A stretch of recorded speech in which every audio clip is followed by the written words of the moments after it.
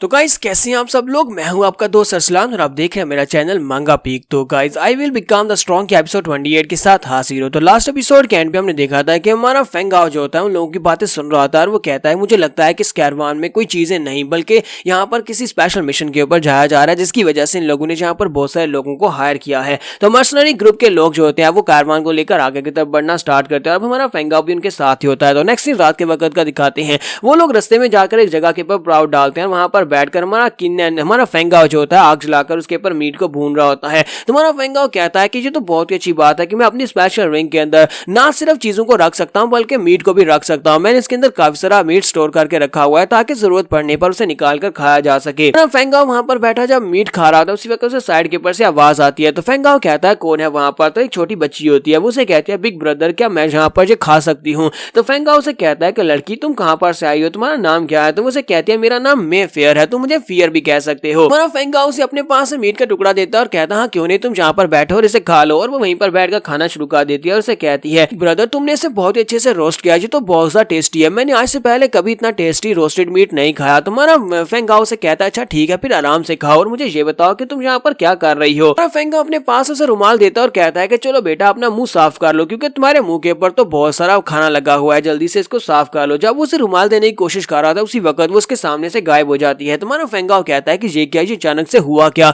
वहां पर उसे तेज हवा का झोंका महसूस होता है क्योंकि बटलर फी वहां पर पहुंच जाता है, वो बुढ़ा आदमी जो कि उसके साथ था। तो वो उसे बड़ी तेजी के साथ लेकर वहां से पीछे साइड के ऊपर चला जाता है और उसे कहता है कि मिस फियर मैंने आपसे कहा था ना कि आप बाहर नहीं जा सकती, आप यहाँ पर क्या कर रही हैं, आप इस जगह पर नहीं आ सकती। तो वो उसे कहती है लेकिन ये लड़का बहुत ज्यादा अच्छा है, फियर को बहुत ज्यादा भूख लगी थी और बिग ब्रदर ने उसे खाना दिया है। बटलर फी उसे कहते हैं मैंने तुम्हें यह भी कहा था कि तुम अनजान लोगों से खाना लेकर नहीं खा सकती, हमारे बारे में बहुत ज्यादा परेशान हो गया था, अगर यहाँ पर कोई तुम्हें पॉइजन दे देता तो फिर क्या होता। तो फेंगाओ से कहता है कि मैंने यहाँ पर इसको इनवाइट किया था, तुम यहाँ पर अगर चाहो तो बारबेक्यू ले सकते हो, आ जाओ तुम भी आ जाओ, तुम्हें इस बात से कोई मसला है। तो मास्टर फ्यूज की तरफ घूर कर देखते हैं और कहते हैं कि लड़के तुम कौन हो। तुम्हारा फेंगाओ से कहता है कि मैं यहाँ पर एक टेम्पररी मेंबर हूँ, मैं येलोविंड मर्सनरीज का एक टेम्पररी मेंबर हूँ, मेरा नाम फेंगाओ है। तो बटलर फ्यूज से कहते हैं अच्छा तो तुम यहाँ पर टेम्पररी मेंबर हो यानी कि तुम यहाँ पर न्यू रिक्रूटेड मेंबर हो, तो फिर ठीक है मैं जाकर कैप्टन से तुम्हारे बारे में पूछूंगा, अगर लिस्ट में तुम्हारा नाम नहीं हुआ तो उसके बाद तुम्हारा नाम इस दुनिया से मिट जाएगा। साथ ही वो फियर को अपने साथ लेकर अंदर चले जाते हैं और कहते हैं कि फियर मेरे साथ आ जाओ। जबकि वो उसे कहते हैं ग्रैंडपा फी बिग ब्रदर बहुत ज्यादा अच्छे हैं, आपको इनके साथ बुरे तरीके से बात करने की जरूरत नहीं है। जबकि हमारा फेंगाओ सोच रहा होता है कि ये मास्टर इतना पावरफुल है कि इतनी तेजी के साथ ये फियर को मेरे सामने से उठाकर ले गया और मुझे पता भी नहीं चला। इसका मतलब यह है कि ये कम से कम ग्रैंड मास्टर लेवल का मास्टर तो होगा ही। जिस तरह से ये इस लड़की को लेकर नर्वस था और जिस तरह से इस लड़की से बात कर रहा था, मुझे लगता है कि यहाँ पर मिशन इस लड़की को पहुंचाने का है, यहाँ पर कोई सामान लेकर नहीं जाया जा रहा बच्चे बल्कि इस लड़की को ट्रांसपोर्ट किया जा रहा है। नेक्स्ट सीन हमें 3 दिन के बाद का दिखाया जाता है। 3 दिन के बाद फिर शाम का वक्त होता है। शाम के वक्त हमारा फेंगाओ वहां पर गोश्त भून रहा होता है, ग्रैंडपा फी भी वहीं पर खड़े होते हैं, जबकि मियर फिर से हमारे फेंगाओ के पास खड़ी होती है उसका मीट खाने के लिए। ग्रैंडपा उसे कहते हैं कि मिस फियर तुम्हें जल्दी से जल्दी खाना होगा, अगर तुम खा लियो तो चलो यहाँ से चलते हैं। तो ग्रैंडपा वहां पर बड़े आराम से खड़े होते हैं, जबकि इसी वक्त एक मीट का टुकड़ा जो होता है उसके मुंह के करीब आ जाता है। तो वो कहते हैं ये क्या फियर जो तुम क्या कर रही हो। तो उसे कहती है कि ये बिग ब्रदर ने आपके लिए रोस्ट किया, जरा इसे खाकर चेक करे क्या ये अच्छा है। तो ग्रैंडपा भी वहीं पर बैठ जाते हैं और उसे कहते हैं कि लिटिल ब्रदर तुम्हारा बहुत बहुत शुक्रिया, तुम वाकई में बहुत ही अच्छा मीट बारबेक्यू करते हो।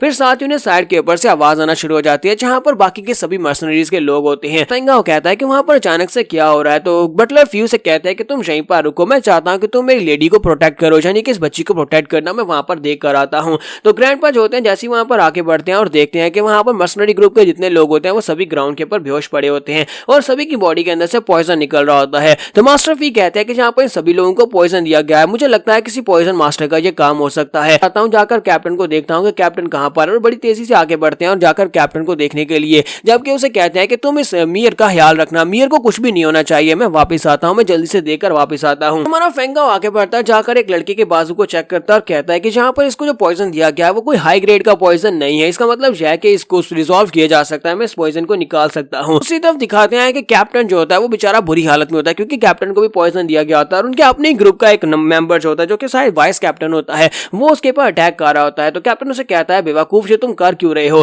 तो वो उसे कहता है कि मुझे यहाँ पर पैसे मिल रहे हैं, तुम्हें ये काम करने के पैसे मिले, इसी तरह मुझे भी यहाँ पर ये काम करने के पैसे मिल रहे हैं, तुम सभी लोगों को मारने के पैसे मिले हैं और साथ ही उस बच्ची को उठाने के। साथ ही वो कैप्टन को किक मारते हुए नीचे गिरा देता है और कहता है कैप्टन प्लीज मुझे माफ करना, अब तुम्हें मरना होगा, प्लीज माफ करना कि मैं इतने सालों तक तुम्हारे साथ रहा और तुमने मुझे छोटे भाई की तरह ट्रीट किया। और साथ ही वो अपनी तलवार जैसे उसकी बॉडी के अंदर दंसाने लगता है। तो कैप्टन उससे कहता है कि कि मुझे इस बात का बहुत ज्यादा अफसोस है कि मैं तुम्हें अपने छोटे भाई की तरह ट्रीट करता रहा, लेकिन तुम तो एक भेड़िए निकले। तो वाइस कैप्टन उसे कहता है तो फिर ठीक है, अब दूसरी दुनिया में जाकर मुझे याद करना। जैसे वो तलवार उसकी बॉडी में दंसाने लगता है तो बटलर फी वहां पर पहुंच जाता है, उसके ऊपर अटैक करता है। तो बटलर फी उसे कहता है कि तुम यहाँ पर इसको मार नहीं सकते, और उसे कहते हैं चलो जल्दी से बको कि तुम्हें यहाँ पर किसने भेजा है, तुम्हें किसने ऑर्डर दिए सब कुछ करने के। तो वाइस कैप्टन जल्दी से वहां से भागना शुरू कर देता है और कहता है कि तुम्हें बहुत ही जल्दी पता चल जाएगा जब तुम और वो लड़की मर जाओगे। बटलर फी जैसे उसका पीछा करने के लिए आगे बढ़ने लगते हैं तो उसी के साथ ही कैप्टन उसे रोक देता है और कहता है बटलर फी तुम्हें उसका पीछा करने की जरूरत नहीं है, यहीं पर रुको प्लीज, मुझे माफ करना, मैं हुआंग मैंग अपने वादे को पूरा नहीं कर सका। मैंने यहाँ पर ये काम लिया था तुम्हें सेफली उस सिटी में पहुंचाने का, लेकिन अफसोस कि मैं यहाँ पर अब मरने वाला हूँ और मेरे साथ मेरे साथी भी यहाँ पर मरने वाले हैं। तो फेंगा वहां पर पहुंच जाता है और उसे कहता है कि तुम्हारी बॉडी के अंदर जो पॉइजन है मैं उसको निकाल सकता हूँ। तो कैप्टन कहते हैं तुमने क्या कहा, क्या तुम पॉइजन को निकाल सकते हो? तुम्हारा फेंगा उसे कहता है हाँ मैं इसको निकाल सकता हूँ।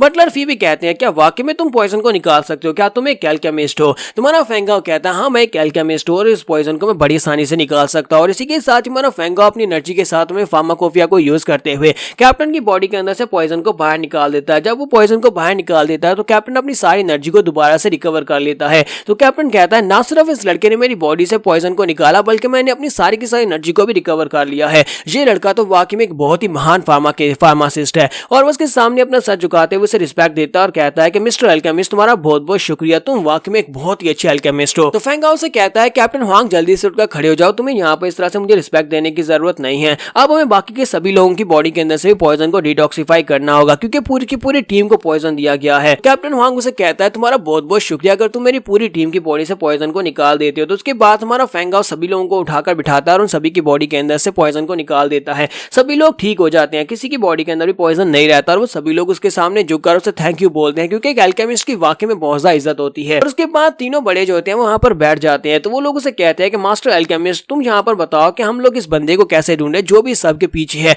तुम्हें इस बारे में क्या लगता है? तुम्हारा फेंगाओ उसे कहता है कि मेरे पास एक बहुत ही अच्छा प्लान है। उन्हें लगता है कि उन्होंने यहाँ पर सभी को पॉइजन दिया और सभी लोग मर चुके होंगे, तो हमें यहाँ पर उनको यही दिखाना होगा कि हम में से आधे लोग मर चुके हैं, आधे क्या बल्कि सारे लोग मर चुके हैं और सिर्फ बटलर फी और इसके साथ फियर ही बचे हैं। अगर उन्हें लगेगा कि हम लोग यहाँ पर मर चुके हैं तो वो ज्यादा लोगों को नहीं भेजेंगे और इसी के साथ ही वो अपने प्लान के ऊपर काम करना शुरू करते हैं। तुम्हारा फेंगा वहां पर सभी को दोबारा से ग्राउंड के ऊपर लिटा देता है। हालांकि वो सभी लोग जिंदा हैं लेकिन मरने का नाटक कर रहे होते हैं। और दूसरी तरफ वाइस कैप्टन को दिखाते हैं कि वो उस जगह के ऊपर जाता है जहां पर वो पॉइजन मास्टर होता है जिसने उसे यहाँ तक भेजा था। दरवाजे के ऊपर आता है और उनसे कहता है कि मैं यहाँ पर मास्टर जिन के लिए एक बहुत ही इंपॉर्टेंट मैसेज लेकर आया हूँ, प्लीज जल्दी से मास्टर जिन से मुझे मिलवा दो। तो वो उसे अंदर भेज देते हैं। जब वो अंदर जाता है तो मास्टर जिन उसे कहते हैं कि तुम्हारे कहने का मतलब यह है कि बटलर फी उसकी पोती के अलावा बाकी के सभी लोगों को पॉइजन दे दिया जा चुका है, वो सभी लोग अब तक मर चुके होंगे। ये तो बहुत ही अच्छी बात है, जैसा मैंने तुम्हारे बारे में सोचा था, तुमने अच्छा काम किया है। वो अपने पास एक पिल फेंकते हैं और कहते हैं कि ये लो, ये तुम्हारा रिवार्ड है। पिल लेने के बाद वाइस कैप्टन बहुत ज्यादा खुश हो जाता है। जब वो उस पिल को खाता है तो वो चिल्लाकर कहता है ये वो पिल नहीं है, ये डिटॉक्सिफिकेशन वाली पिल नहीं है, तुमने मेरी बॉडी के अंदर पॉइजन डाला लेकिन अब तुम मुझे वो पिल नहीं दे रहे जिसका तुमने वादा किया था। और यहाँ पर हमारी एपिसोड 28 का एंड करेंगे। एपिसोड की एक्सप्लेनेशन अच्छी लगी तो कमेंट करके जरूर बताइएगा। चैनल को सब्सक्राइब कर दे, वीडियो को लाइक और शेयर कर दें। शुक्रिया।